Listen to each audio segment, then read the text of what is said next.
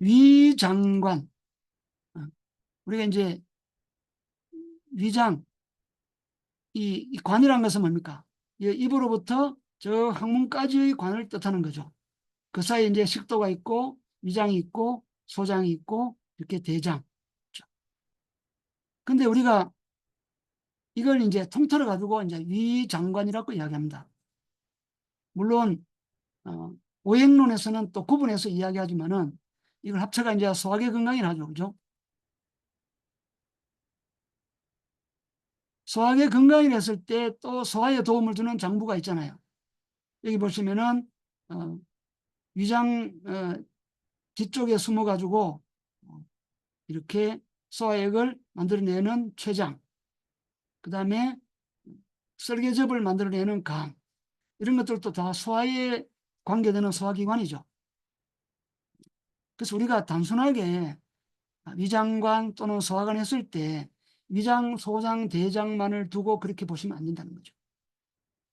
왼쪽 그림에 보시면은 이렇게 우리 다 설명할 수는 없고 그죠? 할 기회가 있겠죠. 심장, 소장이 이렇게 있습니다. 그죠? 그리고 비장, 위장이 있죠.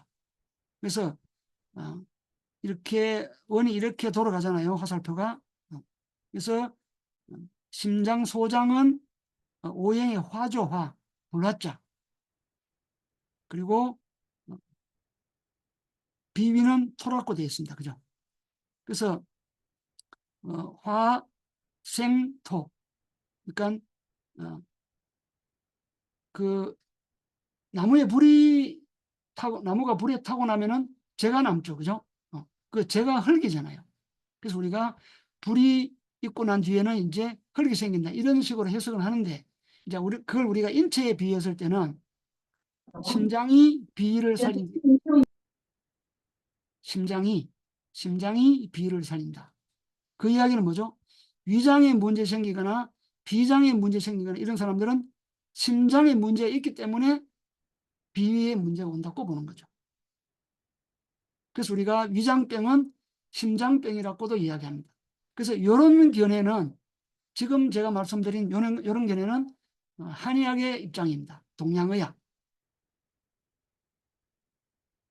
그래서 이 한의학, 동양의학은 우리 인체를 뭡니까? 건강과 질병에 관해 이야기할 때 몸 전체를 전제로 하고 그걸 우리가 전체론이라 하죠. 그죠? 몸 전체를 기준으로 두고 서로 간의 어떤 관계, 유기적인 관계로 설정하고 서로 영향을 주고받는다는 이야기죠. 현대의학은 그렇지 않잖아요. 그죠? 현대의학은 우리가 국소주의랍니다. 현대의학은. 현대의학은 그 문제가 생기는 부분을 아주 그 작은 그 부위에 한정을 시키는 거예요. 위장에 문제 생기면 그건 위장병이에요. 심장에 문제 생기면 심장병이죠. 각기 다른 걸로 보는 거예요. 그러나 한의학이나 동양의학 또는 좀 더 다른 표현하면은 자연의학 이런 쪽에서는 우리 몸의 모든 장부와 조직 간에 서로 어떤 연관성을 이야기를 하죠. 예. 그래서 간에 문제가 생기면은 그 문제가 심장으로 넘어가는 거예요. 간의 가장 주요한 역할이 뭡니까? 피를 맑게 하는 정열 기능이라 했죠. 맑을 정자, 피를 맑게 하는 거예요. 근데 이게 잘 안 되면은 강균이 떨어진 거죠. 그러면 뭡니까? 착한 피가 심장으로 혈관으로 들어가죠. 그러면 이제 심장에 문제 생기는 거죠. 이런 식으로 우리 몸의 모든 장부 조직을 서로 연관성 있게 보는 거예요. 그래서 여러분들이 이 공부를 하시면서는 늘 이 현대의학의 국소주의에 매달리면 안 되는 거예요. 우리나라 경우에도 이 현대의학이 들어온 지가 100년이 넘었는데 이게 이제 한계를 드러내고 있다. 왜냐하면은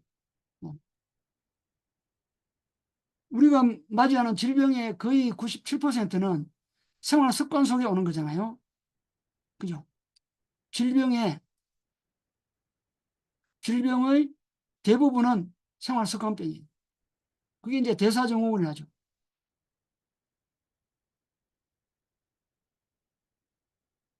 근데 이거를 뭡니까? 이게 생활 습관 속에 오는 거를 뭡니까? 약물로 하고 수술하고 또는 방사선을 쪼이고 그러니까 또 재발하고 치유가 더디게 되거나 근원적인 치유가 안 된다는 이야기죠. 그래서 요즘 이제 그런 쪽에 반성이 많이 이루어지고 있습니다. 하지만은 현대의학은 뭡니까? 지금 또 그것을 고집하고 있죠. 그래서 의과대학 6년을 다니면서 그 의과대학생들이 배우는 게 전부 뭡니까? 대사증후군, 이거는 뭡니까? 생활 습관을 교정하는 게 가장 근원적인 치유인데 그게 아니고 이 세 가지 방법을 가지고 치유하려고 하는 이 방법만 배우죠. 최근에 정부와 의료계 간의 이 분쟁도 좀 넓은 차원에 보게 되면은 의사들의 어떤 그런 그 기득권이 뭡니까? 어쩌면은 이런 잘못된 방법을 통해서 그 권리를 누리고 있는데 거기에 대한 하나의 큰 어떤 변혁이다. 저는 그렇게도 해석을 합니다. 이거는 제 입장입니다. 그래서 늘 예컨대 위장 건강 이야기할 때는 뭡니까? 심장 소장을 봐야 되고 또 위장 건강 이야기할 때는 폐 대장까지 같이 봐야 되는 거예요. 자, 위장 관계입니다. 위장만이 아니고 그래서 우리가 음식이 입을 들어서 뭡니까? 우리가 저작 운동을 통해 가지고 음식이 많이 씹히고 또 이제 그게 넘어가서 뭡니까? 식도를 지나서 그리고 위장을 지나서 그다음에 십이지장. 소장의 첫 관문이 십이지장이죠. 네. 그다음 두 번째가 소장의 두 번째 관문이 공장이죠. 세 번째 관문이 회장이죠. 회장. 회장이 어디 갔나요? 회장이 아랫부분에 있으니까. 네. 회장. 회장. 그리고 이제 이 회장하고 대장이 만나는 첫 부분이 이제 이 맹장 부분이에요. 맹장.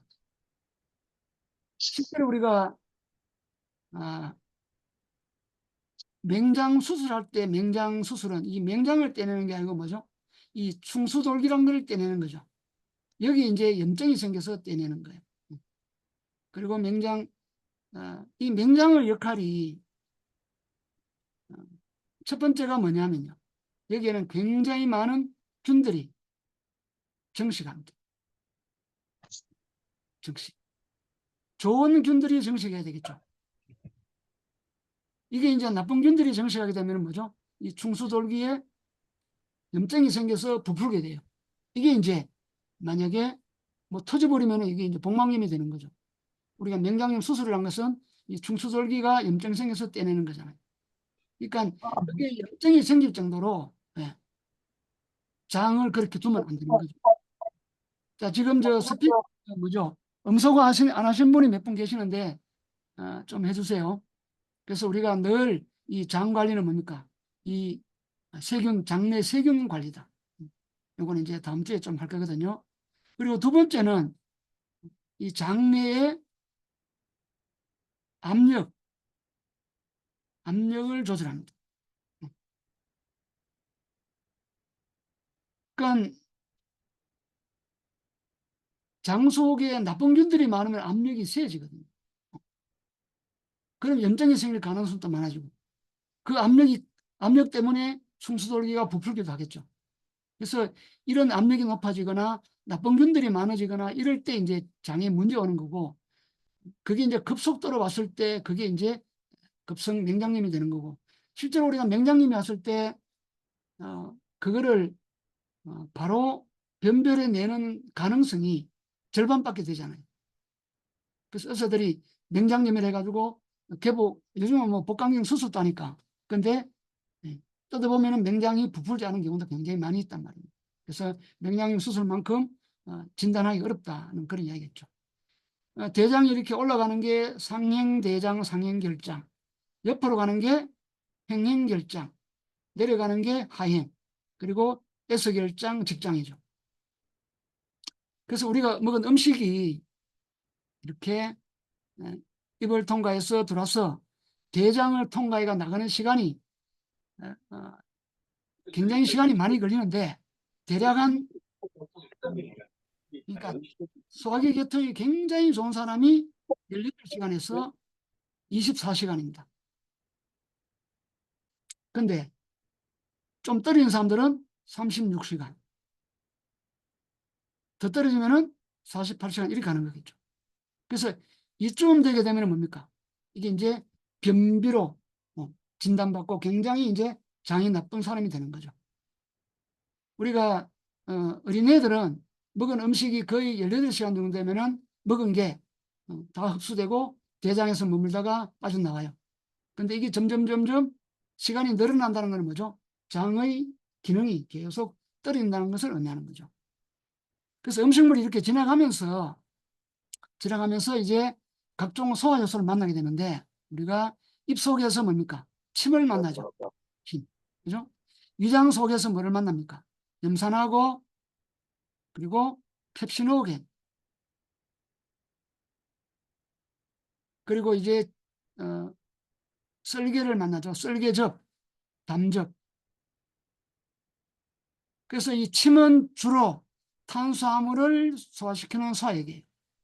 그리고 펩시노겐은 단백질을 소화시키는 소화액. 염산은 뭡니까? 살균 작용도 하고 이 펩시노겐을 활성화시킵니다. 펩시노겐이 활성화된 그 펩시노겐을 우리가 펩신이라고 부르죠.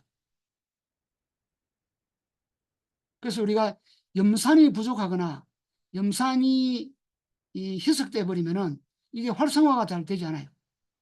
그러면 뭡니까? 단백질이 소화될 수가 없겠죠. 담즙은 뭡니까? 지방질을 소화시키는 거죠. 췌장액은 탄수화물, 단백질, 지방 모두를 소화시키는 소화액이에요. 그래서 우리 몸은 이렇게 1차적으로 탄단지를 소화시키고 그게 잘 안 되는 사람들은 뭡니까? 2차적으로 췌장에서 또 이렇게 췌장액이 나와서 그 마지막 소화시키는 과정에 참여하게 되는 거죠. 그 이야기는 뭐냐면은 우리가 이 췌장이란 장기도 위장 뒤에 이렇게 숨어 있잖아요. 지금 여기 아주 얇게 그려놨는데 좀 이렇게 옥수처럼 생긴 이게 췌장인데 요즘은 이 췌장에 염증이 있는 분이 굉장히 많아요. 췌장염. 왜 그럴까요? 췌장이 과로한 거죠. 우리 몸의 장부가 문제가 생기는 것은 그게 일을 많이 해서 과로한 거죠. 왜 과로합니까? 우리가 잘 씹지 않거나 안 씹으니까 침이 잘 음식과 못 섞이죠. 두 번째는 음식을 먹을 때 물을 많이 먹는 거예요. 그러면 염산이 희석돼 버리죠. 그러면은 단백질을 충분하게 소화시킬 수 없는 상태가 되는 거예요. 요즘 우리가 고기 많이 먹잖아요. 고기. 그리고 튀긴 음식 많이 먹죠. 그러면은 여기에는 지방이 많잖아요. 그 너무 많은 지방을 먹는 거예요. 그러니까 담즙이 늘 부족해. 또 간 기능이 떨어졌다. 담즙이 부족하죠. 밤에 잠을 충분히 자지 않는다. 그런 사람은 담즙이 부족해. 그러면 이 지방질을 다 소화시킬 수 없는 거죠. 그래서 충분히 소화되지 않는 지방, 이거는 뭐죠? 우리 몸에 큰 부담을, 특히 장에 먼저 부담을 주죠. 그래서 우리가 식습관의 교정이 건강에 가장 저변에 있다는 것을 말하는 거죠. 지금 여기서 이제 위장을 말씀드렸습니다만은 위장이 가장 위쪽에 있고 위장에 문제가 생겼단 말입니다. 그럼 그 문제가 그대로 소장으로 넘어가고 그게 그대로 대장을 넘어가는 거죠. 한의학에서는 이 세 가지를 구분하죠. 그러나 이걸 우리가 소화기 교통으로 본다는 것 같으면은 위장에 문제 생기면은 소장에 문제 있고 소장에 문제인 사람들은 대장에 문제 있는 거죠. 위장은 내시경을 보면 보이죠. 대장은 내시경을 보면 보이죠. 그러나 이 7m 이상 되는 소장은 볼 수가 없어요.